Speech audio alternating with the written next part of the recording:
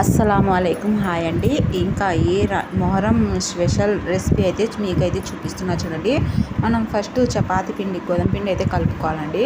కలుపుకున్న తర్వాత ఈ విధంగా మనం పూరీలు ఏ విధంగా రౌండ్ షేప్లో రుద్దుకుంటామో ఆ విధంగా పూరీలు అయితే రుద్దుకోవాలండి. ఈ విధంగా పూరీలన్నీ రుద్దుకున్న తర్వాత ఇంకా మనం పూరీలు ఏ విధంగా అయితే కాల్చుతామో అదే విధంగా మనము డ్రీ ఫ్రై అయితే చేసుకోవాలండి. చూస్తున్నారు కదా, ఈ వీడియోలో చూపించే విధంగా ఈ విధంగా పూరీలు మాదిరి కాల్చుకోవాలండి. ఈ విధంగా కాల్చుకున్న తర్వాత రెండు వైపులా బాగా కాల్చుకోవాలండి. ఈ విధంగా కాల్చుకొని పక్కకైతే తీసుకోవాలండి. తీసుకున్న తర్వాత ఇప్పుడు ఏం చేయాలని చెప్తాను చూడండి. ఈ నూనె ఆయిల్ మొత్తం మనం కారిపోయే విధంగా పెట్టుకోవాలండి.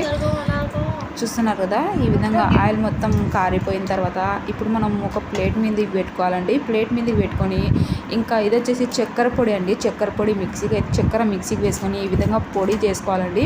పొడి చేసుకొని ఈ పూరీల పైన రెండు వైపులా ఈ విధంగా చల్లుకోవాలా చూడండి. ఈ విధంగా రెండు వైపులా చల్లుకున్న తర్వాత ఇప్పుడు చూడండి కొబ్బరి తురుము అయితే వేసుకోవాలండి. కొబ్బరి తురుము వేసుకుంటే ఇంకా మనకు కమ్మనైన రెసిపీ అయితే రెడీ అండి.